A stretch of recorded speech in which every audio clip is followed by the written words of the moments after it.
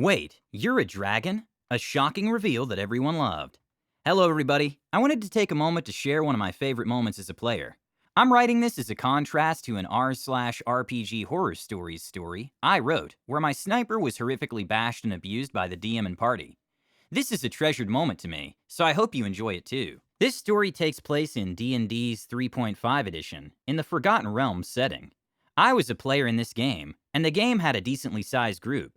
Also, it's important to note that I worked out Peyton's draconic form to be more anthropomorphic, in contrast to the traditional walks on all fours appearance. Think a dragonborn with wings, or World of Warcraft's Drakthir. In Peyton's background, he was found as an infant inside of a small wicker basket on the steps of a monastery of Kelemvor, Forgotten Realms' god of death.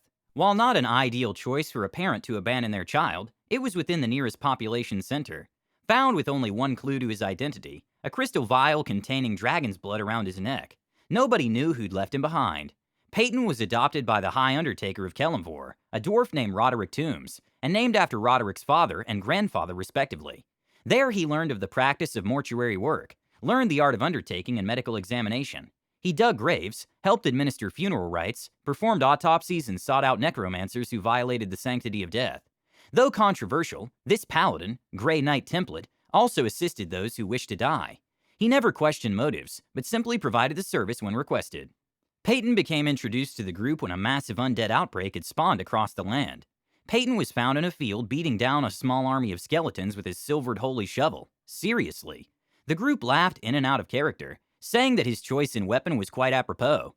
Speaking with a very New Orleans style of U.S. Southern accent, the plain-spoken and stoic knight agreed to join their cause and assist the group in their quest to stop the undead uprising. For many game sessions, Peyton served as a frontline combatant, an off-healer, a cult expert, and even acted as a mediator for in-party disputes. His calm, soothing voice, their words to describe my voice acting here, often put even the most heated arguments to rest. He was very endeared to his group.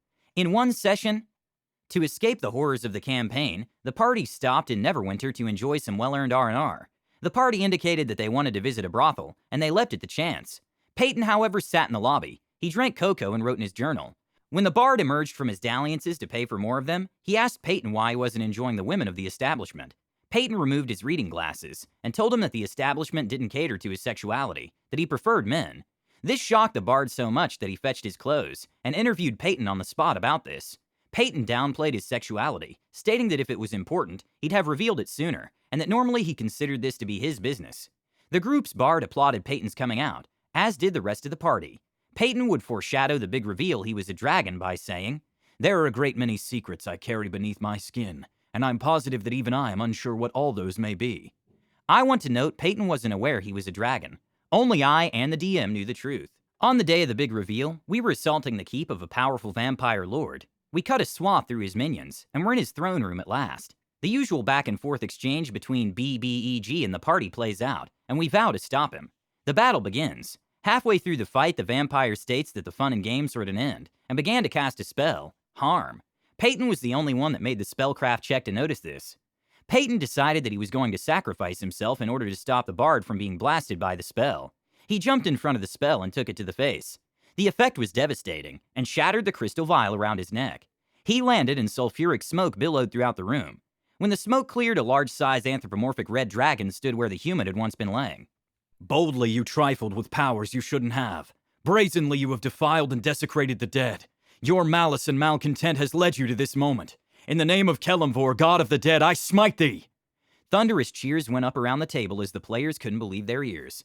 The bard's players started to chant, "Nuke, nuke, nuke, nuke!" I had never felt so encouraged and happy in all my life of gaming. Peyton channeled his smite through his breath weapon and shot a beam of fire right into the vampire's chest. He roasted and burned in holy fire, destroyed unto final death. With the vampire's death, all undead activity in the area stopped. The hordes of zombies and skeletons turned and returned to their graves, and the day had been saved. The party rushed and hugged Peyton. They congratulated him on literally saving the day, and the life of the bard, whom often annoyed them. Peyton was humble. He said it was his sacred duty, and he did it without question. He couldn't allow the bard to be turned into an undead, even if that meant his own life. The party left, returning to the origin point of the story to celebrate and earn their rewards. Peyton, however, exited the party for the downtime. He said that now more than ever there are questions needing to be answered, and he would have them. The party wished him well, and Peyton flew off into the sunrise. After that session ended, the fellow players were wowed by the secret. They were amazed nobody had noticed until then. Our DM explained that numerous times he'd had the party roll various skill checks to see if they had had any insight, but not one had succeeded.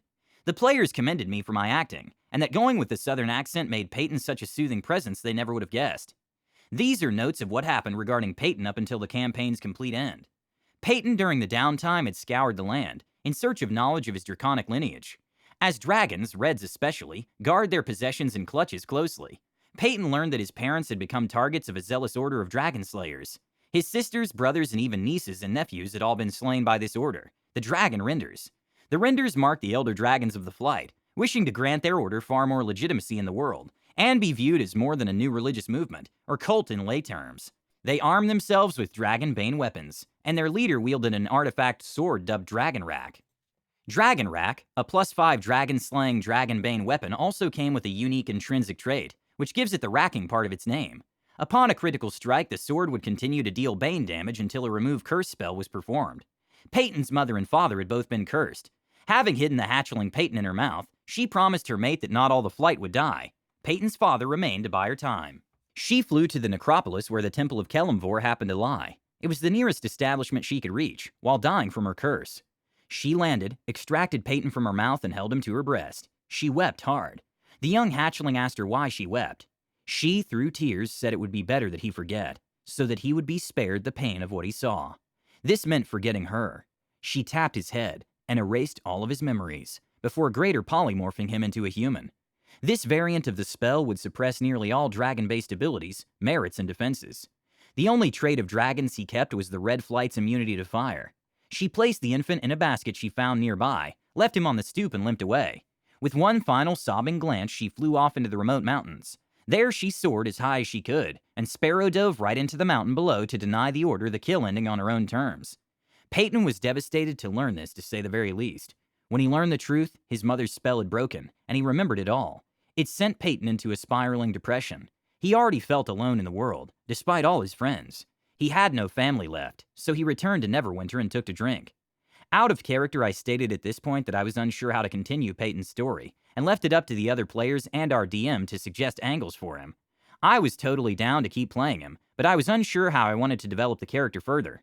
My roommate, who happened to be playing in the group, suggested a possible romantic angle. He had a recurring character named Seth, short for Seraphim, that was an interdimensional mysterious stranger, like the protagonist of Quantum Leap. Seth would arrive in a new world stripped of the power he'd earned from the previous, but retaining his memories. He'd learn of problems in the world, solve them, until he solved the one in that world that would propel him to the next world. He suggested to our DM that we use this character in a romantic angle. I agreed, and so did our GM. Peyton met Seth at the bar. Both shared their stories, which mirrored one another. Seth said that both of his parents were killed by his aunt, in an attempt to usurp the throne. All were dead now, and he too wondered about the future. Peyton felt so much empathy that he offered to spend the night with Seth. And they did. Things got heated. Seth remained a secret background romance. As he was invigorated and encouraged, the party decided to eliminate the Dragon Renders. At the end of this chapter of the campaign, Peyton revealed Seth to the group. The party was ecstatic for him. The group's cleric even performed their wedding. The campaign ended there, and Peyton and Seth flew off together to build Peyton's secret volcano lair. It's always lovely to hear a group embrace not only the player but also the character. We all deserve to fly away to our secret volcano lair and live our best lives. Tell us about your character background in the comments below. Don't forget to subscribe to our channel, All Things D&D. Stay tuned for more amazing Dungeons & Dragons content.